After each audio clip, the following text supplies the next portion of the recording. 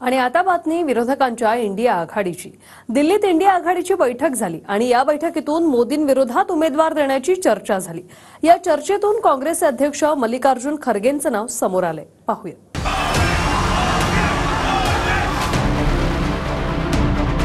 नुकत्याच 5 राज्यातल्या निकालानंतर विरोधकांची इंडिया आघाडी पहिल्यांदाच दिल्लीत एकत्र आली। हॉटेल अशोकामध्ये सोनिया गांधी, राहुल गांधी, शरद पवार, उद्धव ठाकरे, ममता बॅनर्जी, अरविंद केजरीवाल, लालू प्रसाद यादव, अखिलेश यादव या दिग्गज नेत्यांच्या उपस्थितीमध्ये इंडिया आघाडीची बैठक झाली।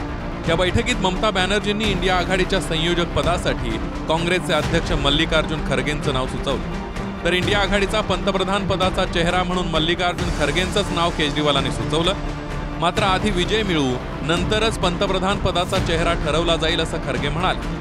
त्याचबरोबर 31 डिसेंबर पर्यंत इंडिया आघाडीतल्या घटक पक्षांचं जागा वाटप होईल हेही सूत्रांकडून समजतंय।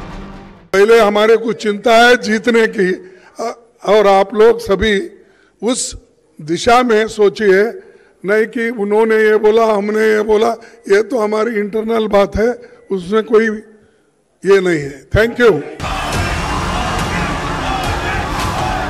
2024च्या लोकसभेच्या निवडणुकीत भाजपकडून पंतप्रधान मोदींचा चेहरा आहे। इंडिया आघाडीची टक्कर मोदींशीच आहे, त्यामुळे पंतप्रधान मोदींविरोधात इंडिया आघाडीकडूनही चेहरा द्यावा असं बैठकीआधी पत्रकारांशी बोलताना उद्धव ठाकरे म्हणाले। अगदी मोदीजींच्या समोर चेहरा हा एक विषय असला तरी देखील ह्या आघाडीला आता कोणीतरी एकत्रित एक समन्वयक म्हणा, निमंत्रक म्हणा, त्याच्यानंतर जर शक्य असेल आत्ता एवढ्यामध्ये तर एखादा चेहरा आपल्याला ठरवता येतो का, त्याचाही विचार आज नाही तर उद्या हा करावा लागेल। बिल्कुल, राहुल गांधी जी की लीडरशिप में आराम से देश हम जीतेंगे और ये लोकतांत्रिक व्यवस्था को पुनः ताकत देंगे। तो राहुल गांधी सारखी बनेंगे? बिल्कुल बनेंगे। पत्रकारांशी बोलताना जसं उद्धव ठाकरे बोलले तेच मत त्यांनी इंडिया आघाडीच्या बैठकीतही मांडलंय। पण मी स्वतः इंडिया आघाडीच्या नेतृत्वाचं स्वप्न पाहत नाही असंही उद्धव ठाकरे म्हणाले। नाही असं अजिबात मी काय बोलत नाही, कारण मी सुद्धा काही सुचवणार आहे। त्याच्यामुळे मी कोणत्याही हरभऱ्याच्या झाडावर चढणाऱ्यांपैकी नाही, कारण तुम्हाला कल्पना आहे की मी मुख्यमंत्री पद सुद्धा मला ती जबाबदारी म्हणून स्वीकारावी लागली आणि जेव्हा मला कळलं तेव्हा मी ते एका क्षणात सोडून दिलं। त्याच्यामुळे मी कोणती अशी वेडीवाकडी स्वप्न नाही, माझ्यासमोर माझा देश आहे, माझा महाराष्ट्र आहे।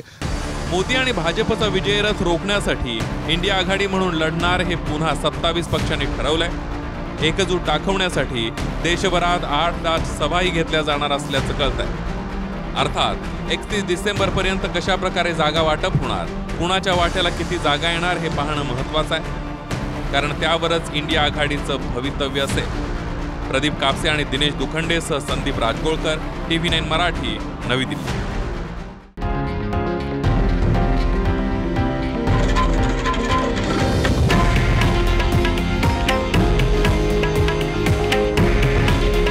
हे आहे देशातील नंबर 1 न्यूज नेटवर्क आणि आपण पाहत आहात TV9 मराठी। काळजी तुमची, हित महाराष्ट्राचं।